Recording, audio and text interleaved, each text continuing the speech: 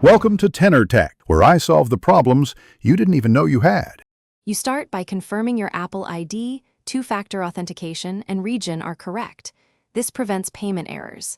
Next, open Wallet and tap your Apple Cash card to add money. Pick an amount that fits your plan.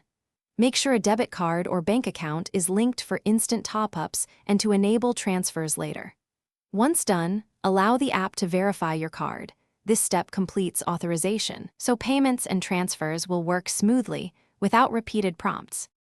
To spend your Apple account money, choose your Apple ID balance at checkout for App Store, subscriptions, or in-app purchases. This prefers account funds before cards. Alternatively, use Apple Pay and select Apple Cash as the payment method for contactless or online purchases. It behaves like a debit card. You can also send or request money in messages. Accept incoming funds to add them to your balance.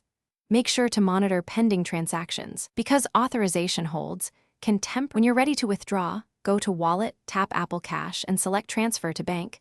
Choose Instant for a small fee or 1 to 3 business days for free.